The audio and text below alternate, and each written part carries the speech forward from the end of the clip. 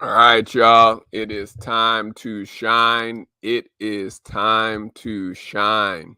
We welcome you, kings and queens, smart jewel listeners who are listening in to the Run the Jewels podcast show and vidcast series. I'm your host, Julian Smartrimple here.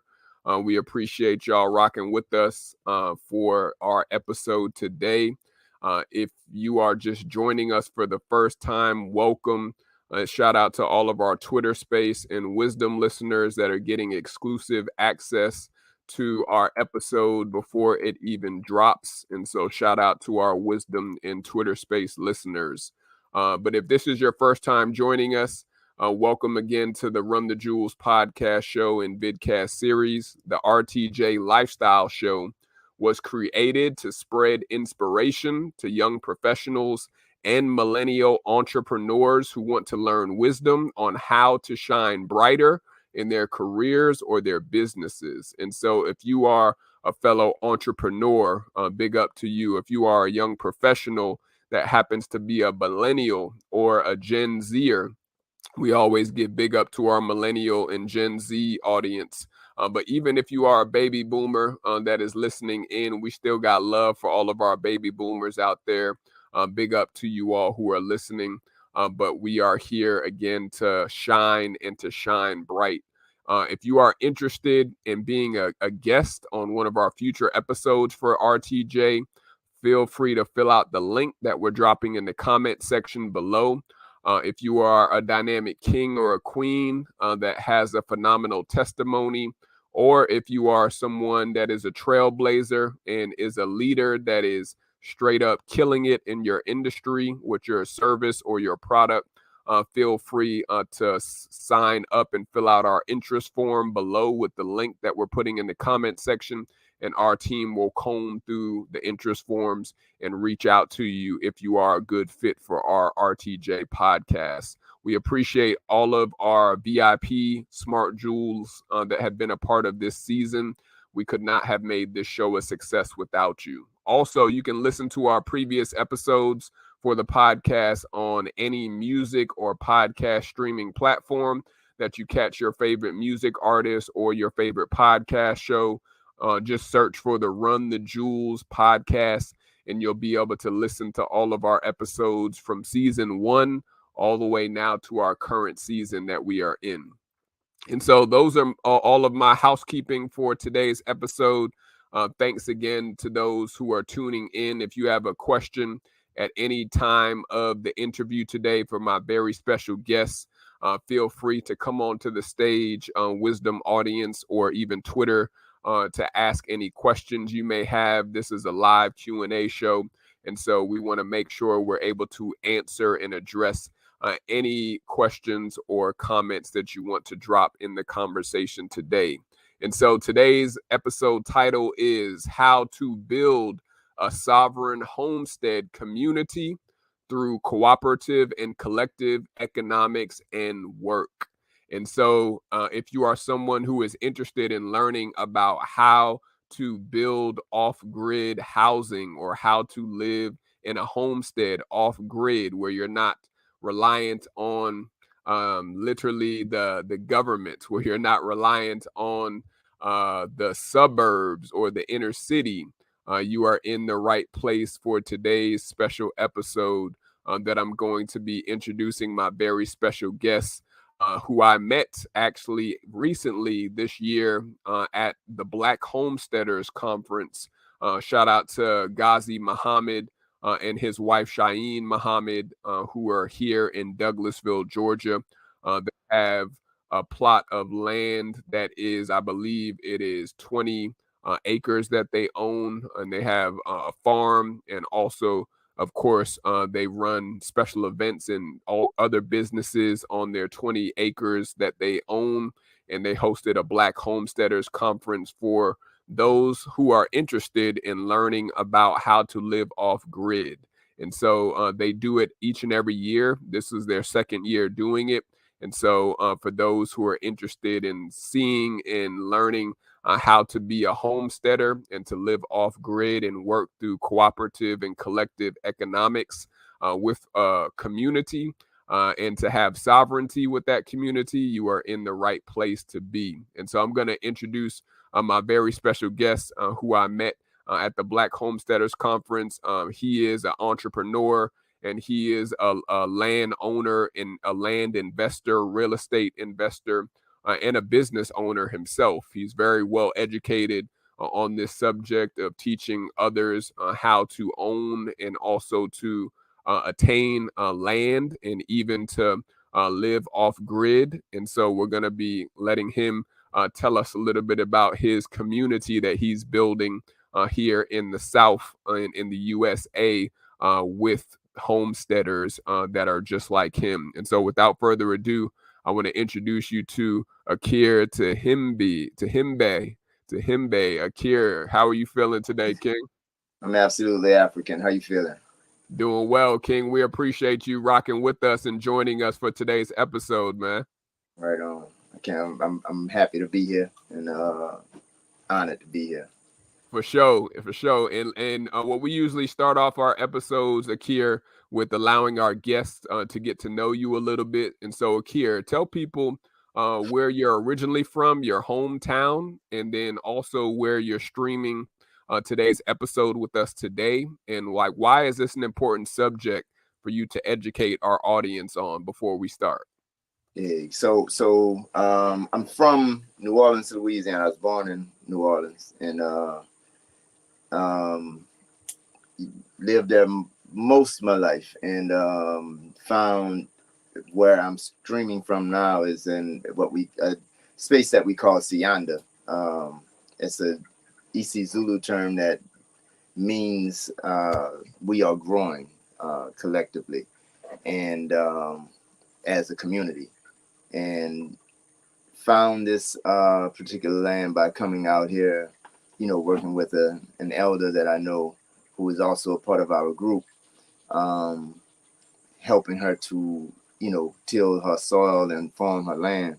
So kind of doing work and learning the work as I did the work. And in terms of the importance of this subject, collective work and responsibility, cooperative economics, it's vital for us as a people. I know the catchphrase in trendy talk nowadays is, what is it?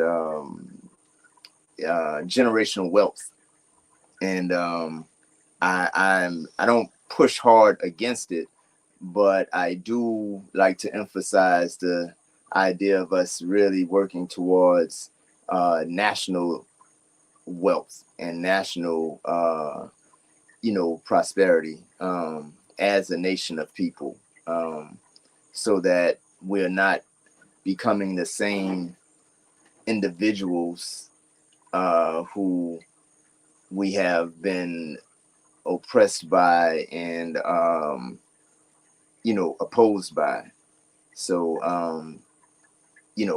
everything about what it means to be unified and uniform in our approach and task of advancing ourselves is embodied inside of the title, as it's related.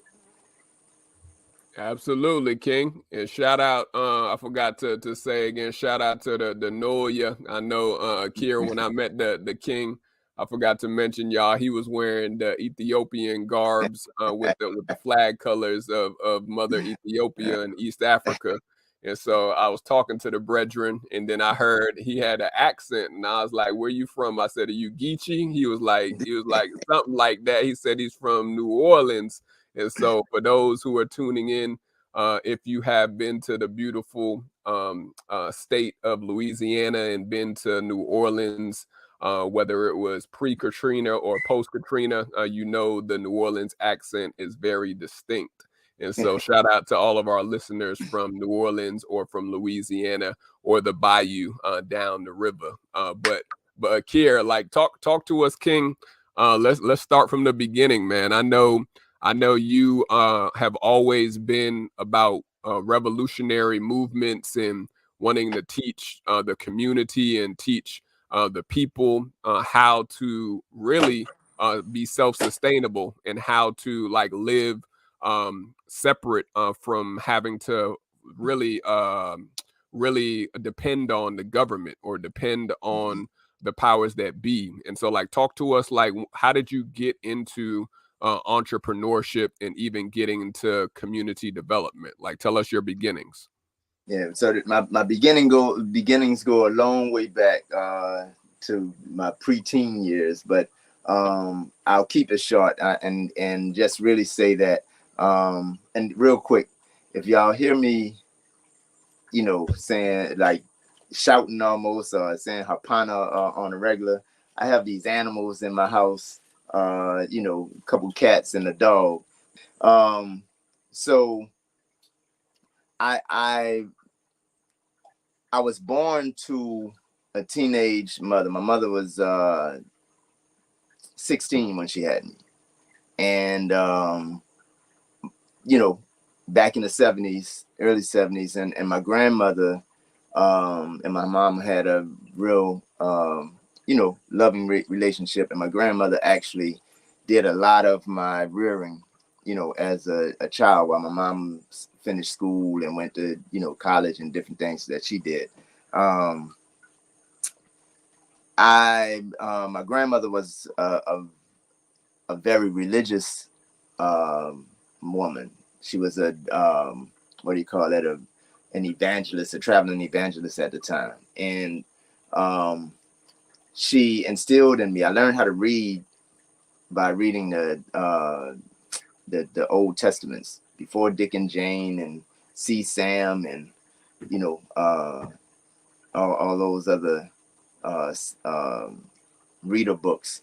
My grandmother taught me how to read in the Old Testaments. And so I interpreted a lot of those stories differently as a child, and saw the power and the responsibility that was imposed on the people that were relying on God, for their sustenance and things of that nature. Go. And so all that said, long story short, as I said, I had always had a desire to see African people in America, in New Orleans particularly, because that's what I knew. I had always wanted to see us happy and love and in power. And so a lot of my ventures, as I continued to grow, when my grandmother transitioned, I ended up getting a hold of the Message to Black Man at like 12 years old. Read that, started sneaking to the mosque without my mom's knowing. And you have to know New Orleans. I was living on the West Bank in Algiers and used to sneak to the 7th Ward, right outside the St. Bernard Project where the mosque was at that particular time. And, just gathering the lessons and the teachings of the Honorable Elijah Muhammad, that told us and offered us the answer, the only solution or the best solution for our problem as a people, being separation, accepting our own and doing for ourselves. It just resonated with me. And so everything that I attempted to do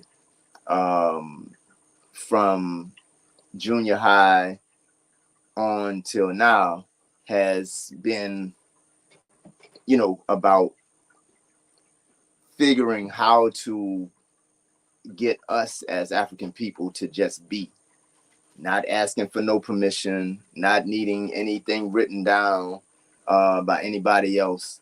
Just be the gods and goddesses who we are, and demanding and commanding that everybody and everything else acknowledges it and recognize it. And if they don't, then they have to deal with, that on their own. But yeah, I don't know if I answered the question, but I will. Nah, you did, King. You already getting into first gear, like we say on the podcast. You Right on. already teaching. And shout out again to all of our wisdom listeners who are listening in. You're just hearing from my very special guest, Baakir, who is dropping knowledge on how to build a sovereign homestead community through cooperative and collective economics and work. And so we are into our Q&A session. So if you have any questions or any comments for Baakir, feel free to come onto the stage at any time of the interview during Q&A session only. Like, talk to us about why do you feel it's important for people to, like you said, do for self and on others to basically live, or allowing others to dictate or control the flow of your life, or even to control your family or the flow of your family life. Like, why is it important to do for self, King? And like, how did you get to start your movement and even your businesses that all incorporate the same message of do for self? Yeah, so the do for self is an important concept that actually means, like, it incorporates those who are like you, your family, your community, your, your nation. So unfortunately, the European the Peckerwood has figured ways to push us or steer us into directions where self means more the individual, right? And not saying that you should not take care of yourself and or should not see to it that you are well, but and then from an African context, we understand that the whole is always more important than the part. And even when you look at your body anatomically, there's no one particular cell, one particular tissue, or one particular organ that louds itself as the shit, so to speak, right? And when we consider that, because even when a cell does feel like it is the most important thing, or a tissue, what happens is disease occurs. And one of the most infamous diseases that we understand that exist in the body is cancer. Cancer ain't nothing but a cell that decides that, look, I'm all too important to be dealing with the rest of your body. And so it multiplies itself more. Anyway, that's another conversation. The the importance of doing for self and seeing others as part of yourself, or part of ourselves, is the idea of exercising power, but not just the privileges of power. It's the responsibilities of power. When we consider, what it means to actualize an environment, right? Many of us, depending on, our religious affiliations and philosophies, we most of us have an intention or a thought about experiencing life in a place called heaven, or some type nirvana, some type of paradise. But most of us don't really consider what that actually means, like when we get to heaven. So we don't practice the things, in this life that we understand and, physically recognize. We don't practice the things that we think we would have to do in heaven, because we think that heaven is this magical space or this magical occurrence that brings us into another realm of existence or another reality of existence. Most of us think that we're going to, sit on some rocks somewhere and, like just flap our wings, you know what I'm saying? While we are, watching, whoever God or the angels or whatever, bring us grapes and strawberries, feed us milk and honey and things of that nature. I got it out of, the teachings of Elijah Muhammad, where it was always said to seek yourself in heaven at once, right? And then, anybody familiar with the lessons and the gods and nerds of the 5% Nation, we understand that our cipher is our heaven. Like there's a post, not a post, there's a general order that says, take charge of this post and all temple property in view. So that means that anywhere and everywhere I go, if heaven does not exist, I have to make heaven. If my children, or if the children, right, in the area are running rampant and acting foolish, it's my responsibility to help, bring my children into correction, or the children. They become my children, because everything in my circle, everything in my cipher, I'm a part of, and it belongs to me, and I belong to it. So if anything within my cipher does not look like me, then either I'm being a poor reflection of it, or it's being a poor reflection of me. And so we take this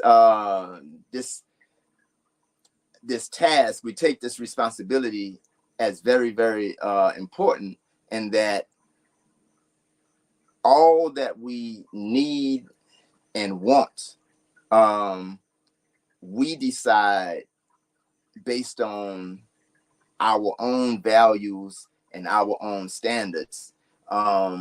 Unfortunately, we have been ostracized and alienated so much that we think that the value of things must be dictated by our enemies, or we've become envious of our enemies, of our oppressors. And so the things that they make, how they,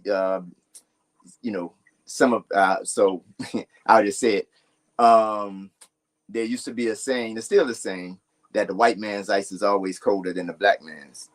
The Arabs' ice is colder than the black man's. The Asians' ice is colder than the black man's. Like, everybody's ice is colder than the black man's ice, right? And so because of that consistent, repetitious teaching, it has imposed on us that when we want to do better, then we don't do anything Black. We don't do anything African. We have to do like, we have to do what makes sense in the Peckerwoods forest, so to speak. So if the flyest car or the most valuable car is a Rolls Royce, then in order to be seen as, part of high society, you get a Rolls Royce. Very few of us consider, what about the mechanic, the shade tree mechanic on the block that takes care of, everybody's car.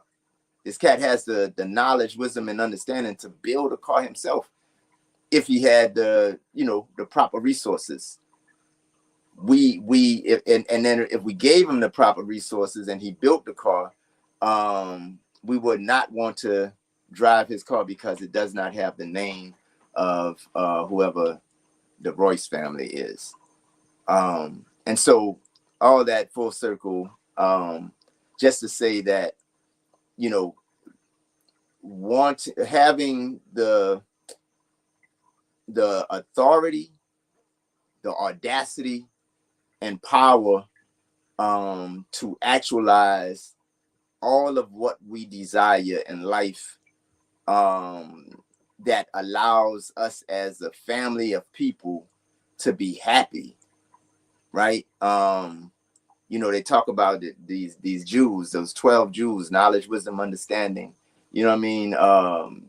freedom, justice, and equality, food, clothing, shelter, and then love, peace, and happiness, right? The things to get us to that, we have to start to establish the extremes of it. We have to learn to be the masters of the greatest reward and the greatest punishment. If we have to look outside of ourselves for either of those, then we lose. We don't really. We're not in control of our own power. Man, you dropping a ton of jewels right there, King. You letting people know that they gotta get connected, because we're here with my very special guest Akir, who is talking to us about why you should be on the wave of doing for self and also learning how to do for self. And so let's keep it rolling, King, with the jewels that you were dropping. I know you have your own community that you are building up, that is basically a sovereign state for those that are interested in homesteading and off-grid living. And so, tell us, why do you feel in this day and age, and especially post the pandemic, with COVID and everything, that people should be learning how to grow their own produce? People should be learning how to even farm and how to maintain their land off grid if they live outside of the suburbs. Why is it important for people to start moving towards that way of thinking, knowing what we've seen previous? Yeah. So again, it's to establish. I always say that if you don't fantasize, right? If you don't have your own fantasy, you'll end up living someone else's fantasy. And someone else's fantasy may be your nightmare, right? So to establish heaven, whatever your concept of heaven is, in a physical sense, we understand that food is the utmost important, right? They say food and sex are the two greatest urges, drives, and motivators of humanity, right? And rightfully so, because one sustains life, well, both sustains life, one feeds and nourishes and the nutrients of life, the other reproduces and replicates the life, right? And so they have to go, you know, hand in hand. You know, some of us, if you're given a choice, you know, anyway. The so it's important that we not only learn how to produce and manage, you know, the food that we will use to sustain ourselves. Like, nature is technology, and so what we find nowadays is, you know, they're making, you know, laboratory grown food, and not even, I won't call it food. They're making laboratory grown byproducts that are sold off as food.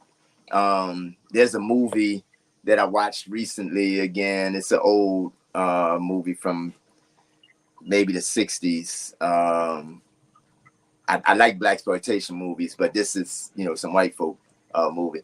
But it's called Soylent Green. And you know, if you have the time, you know, go check the little movie out. It's a futuristic movie from, like I said, from back in the 50s, 60s or so. And you know, a lot of the food that is being made is engineered in ways that supports economic, or not even, I don't call it economic, financial growth. The way food is utilized and engaged and, you know, worked within the cities and communities. It's mostly about, you know, what makes you the most money. So if I can make a product, that looks like food or tastes like food, feels like food, that doesn't spoil because, you know, it has all of the genetic alterations, you know, that takes it out of its natural phases of life, then, you know, and it's pretty. So the people will want it, and they will pay for it, right? They're with their lives, with their lives, because ultimately the same genetic alterations that are made to the food is what ultimately doesn't nourish or nourishes parts of the body that don't allow the body to, you know, stay alive. And so all that said, it's just the food, when we talk about sovereignship, or when we talk about establishing our own land or our own nations or our own world, like, you know, our own nation states, not just the idealistic theoretical idea of a nation, but a physical concentrated space of African people. We look at the Maroons, you know, those of us who were once captive by the Peckerwood, and then escaped into you know, the fields, and started their own communities, started their own societies. One of the first things that they do or did is to establish a farming space, or a space to grow food, to sustain themselves. Then you have the, you know, the shelter and the clothing and things of that nature. But if we don't figure out how to like truly grow food crops that are natural to life, we're gonna find that we are feeding ourselves You know, like the toys that come in the I forget what they call it, but the McDonald's boxes.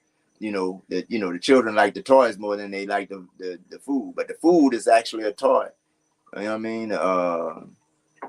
Burger Killer and Taco Hell and all those things. So at any rate, it's just very important to get onto some land, grow what we need to sustain ourselves, exercise our power, exercise our authority to just actually be. The whole sovereignty, idea takes us into some different areas, because as it's understood, the law is only as strong as those who enforce it. And so I don't care, what dissertation you write. I don't care what form you fill out or don't fill out. At the end of the day, how strong are you? How strong is your group? And how capable are you of, supporting and defending and advancing yourself as a group based on the ideas and laws and rules that you have determined, that governs you. Yeah, and I know you were putting me on game with that, King, when we were talking at, I believe it was the deed and estate planning workshop that the sister and also her husband were putting on. And so for those who are listening on Wisdom, if you have any comments or questions you want to add with this discussion with my very special guest Akir, feel free to come on the stage and contribute. But I know I wanted you to talk about, King, like what's the steps that one can take if they do want to establish a homestead community? Like, how did you acquire your land? What individuals do you think people need to put on their team to establish a sovereign community, which is what you and your team are doing? And like, talk to us about the step-by-step process. Yeah. So that's a beautiful question. The It's not as difficult as we like to think. In the Republic of New Africa, we greet one another and say free the land, and the proper response is, as Malcolm X stated it, by any means necessary. So I don't care whether you purchase land, take some land, squat some land, inherit the land, have the land donated. Like, get you some land. And this is not a thing, again, if you really are seeking to have generational wealth based on you and your family, your children, okay, I get it, right on to the right on for you. What's more important than the like-mindedness of the people is the agenda of the people. The agenda will dictate the principles and the direction that we all, take together. Case in point, most of us live in neighborhoods where we know likely less than a quarter of the people who live in the neighborhood, right? If there's 100 people in this neighborhood, in this subdivision, in this complex, we might know 25 of the people. And that's a stretch. When we live in the jets, like in the project, or in apartments, you know what I'm saying, that we consider the hood, it is usually different. We usually know damn near everybody.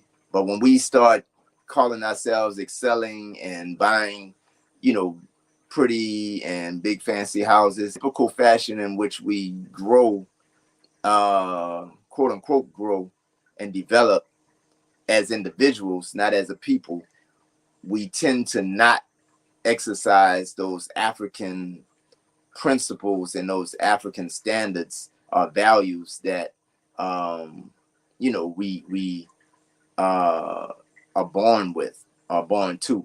So what we did, as I think I was telling you, Julian, when we were rapping, I've always, for a long time in my life, I've talked about establishing a community or a city, not even as a community. I've always talked about establishing a city. And the funny thing is, a lot of us mentally or psychologically, we think that every city and state and country that has been established has already been established. So when you get, you drive through a state and you run into this old town established in 1788, another town established in 1822, another town established in 1903. Like we think that that's the end all, but if you just take a moment to consider, there are several new countries, aside from cities and things of that nature in America, but there are several new countries that have cropped up on the scene, that people are, flocking to, running to, to be a part or to experience. In America, the last large effort that I can recall right now, or that comes to mind, that Black folk, attempted to establish was Soul City. And the brother or the family of Africans that was putting it together, they really were doing a beautiful job, but they were sabotaged by the Peckerwood during the time. That's another story to look into, and I don't want to go too far into it, but as I said, our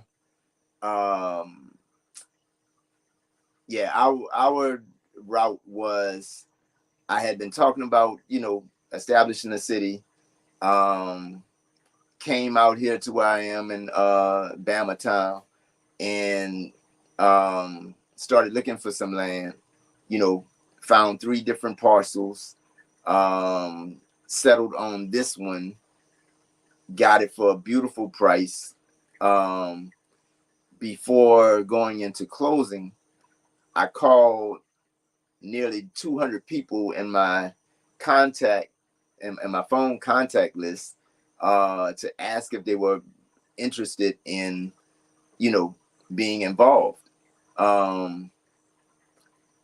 We ultimately had, at one point we had like 36 people who were all on a Zoom. We had a couple of Zoom calls, but the first 2 we had about 36 people who were like asking questions and trying to figure it out.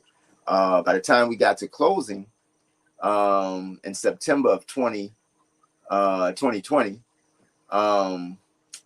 we had 18 people who committed and put in to purchase this land. We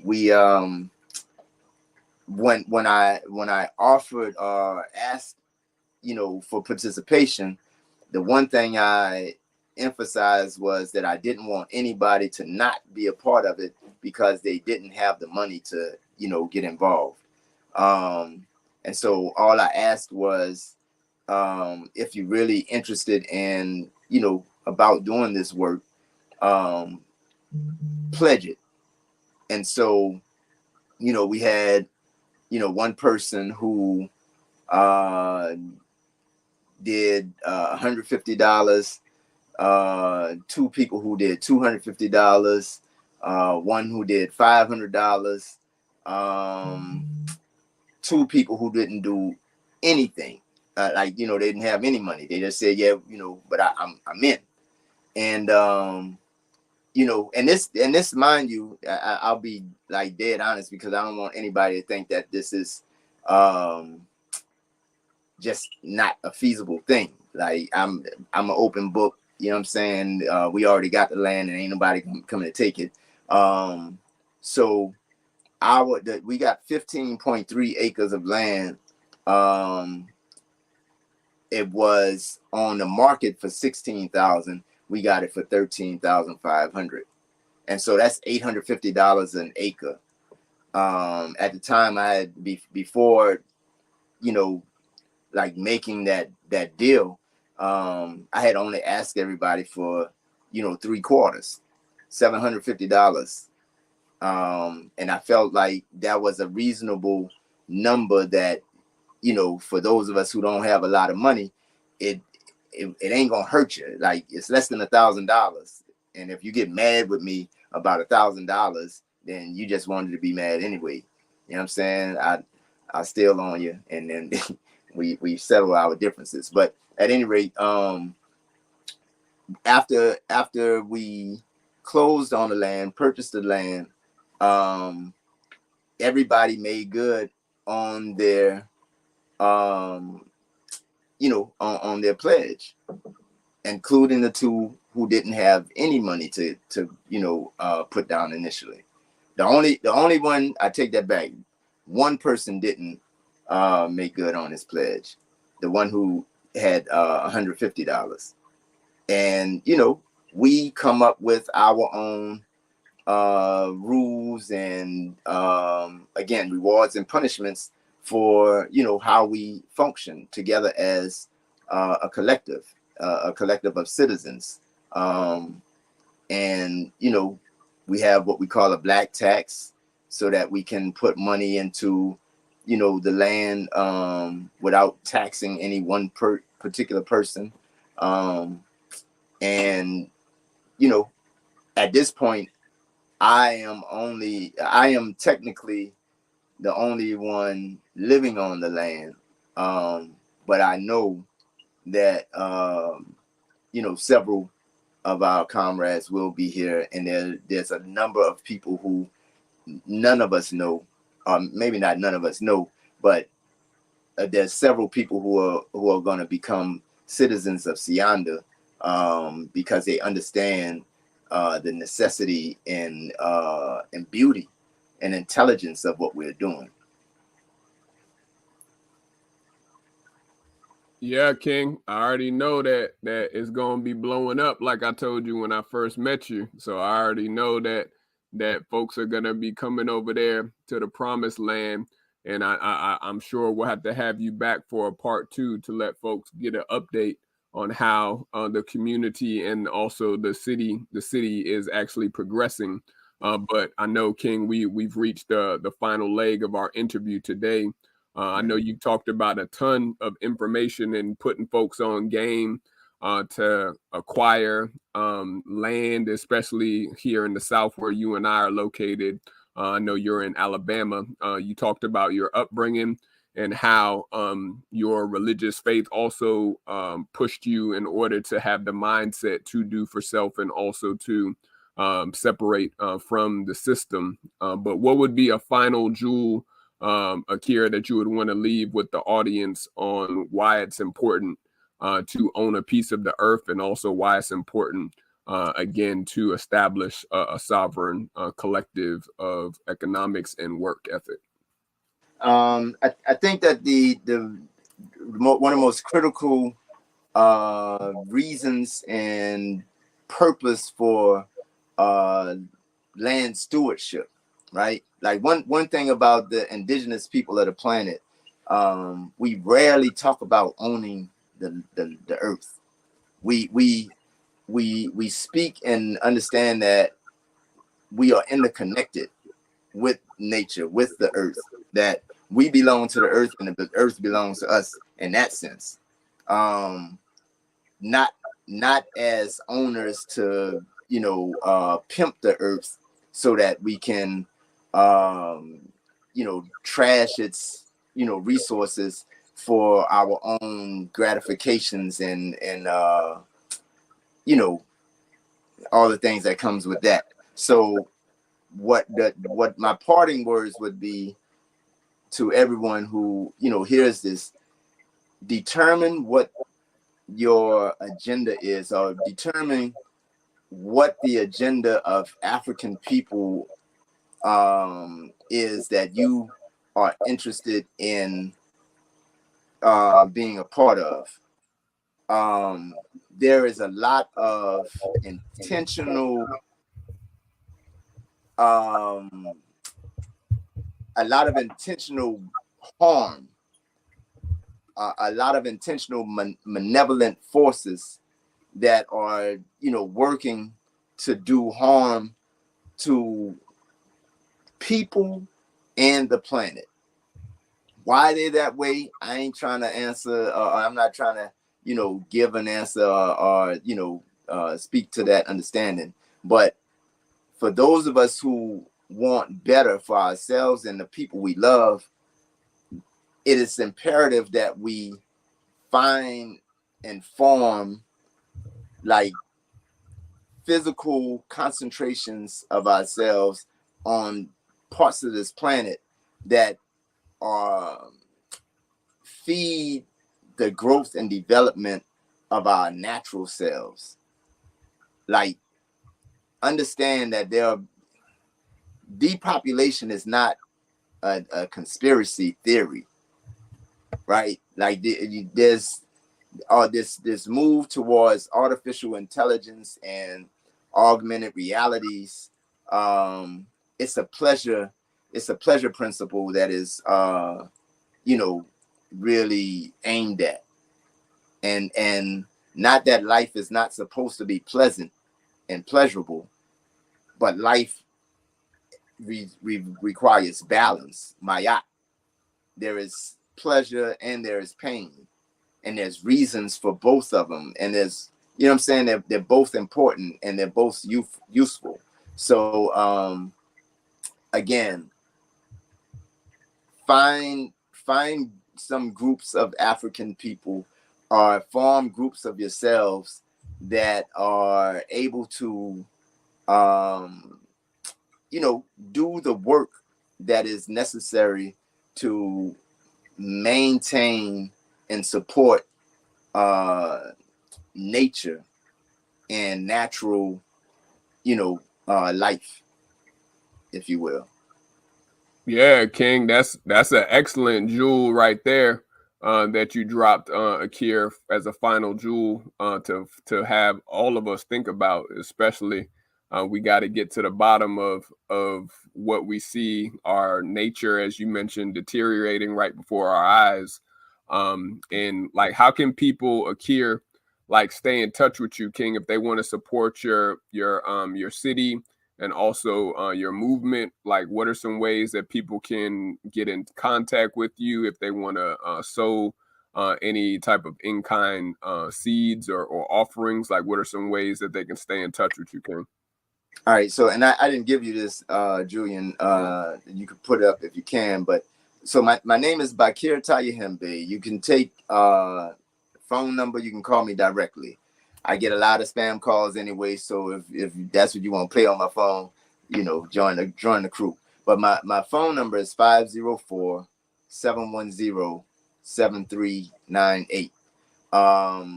There we have a newly formed website that just we still working on it, but you'll see good information there. It's siyandalands.com. That's SIYANDALANDS.com.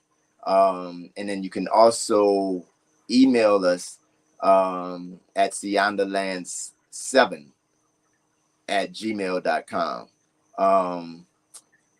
And yeah, I think that's it. There's also we're doing a what we call it a solar survival shindig in the middle of Black August on the land, where we'll be doing trainings with archery, marksmanship, and body conditioning for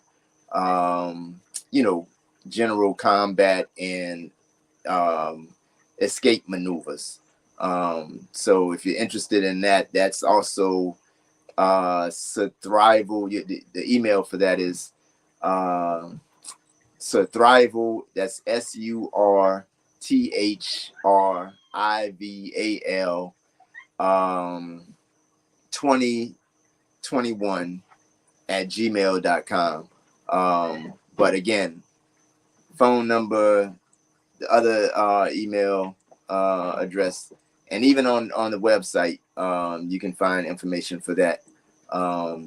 We have a few more spots open for the shindig, for to register for. So but that's how you can reach me. Absolutely. So y'all definitely stay in touch. This man is a man with a master plan, a king with a master plan, I might add. And so definitely stay connected with Baakir on all of the handles that we have on the screen. And then also he even gave y'all his phone number, y'all. So that means he's about his business. No prank calls or no random calls if you're talking business and you're trying to learn and also to purchase land or even start your own city or sovereign community. Definitely reach out to my brother. But King, we're going to let you get ready to get out of here. But we always say a special blessing over any of our guests that come on to the podcast show, and thanking you for taking time out of your busy schedule to drop a ton of jewels with us for today's episode. And so if it's okay, I want to say a quick blessing, a quick prayer over you, if that's all right, bro. Is that okay? Yes, indeed. Yes, indeed. Perfect. So if y'all have been blessed by today's episode, feel free to sow into good soil. We do, again, collect any type of seeds that people want to sow onto the podcast show. If you'd like to sow a seed, you can Cash App at $SMART, SMART, JEWELZ, Smart Jewelz, or you can click the link that we're putting in the comment section to submit a PayPal seed, or you can purchase some of our new merchandise that we just launched for last season for some of our patrons and also some of our supporters, because we could not make the RTJ podcast show and series a success without you. But I'm going to say a quick prayer over you, King, and then let you enjoy the rest of your evening, man. Right on. Father, yeah, I just want to thank you for my very special guest, Baakir, of being able to just drop a ton of jewels of wisdom on how you are using him and having him be a beacon of light and also a leader in his community and his family circles, and even for those that want to learn how to do for self and want to learn how to not be so reliant on others and the government. And so we just thank you for his boldness, his courageousness, also his heart and passion for the people, and also for teaching. We pray that you will grant him new opportunities, new clients, and even new partnerships just through him sharing his voice and sharing his mission with us this evening. I thank you for his knowledge and also his persistence in wanting to elevate our communities and also elevate our knowledge when it comes to land ownership and also having a sovereignty. I love you, Father. I pray that you will bless his businesses and his organizations 100-fold for him to increase what he was able to give. May he be able to rejuvenate from today's session. And I love you. I praise you. I glorify you and honor you. And it's in Yahshua HaMashiach's name I pray and believe. Amen. I appreciate you, King, for taking time out of your schedule, man. I know we'll be in touch, man. You enjoy the rest of your evening. I know take care of the dogs and the cats over there. I know they need to eat for the night, and we'll talk soon, bro. I know. I appreciate you, man. All right, man. Bless. We'll talk soon, man.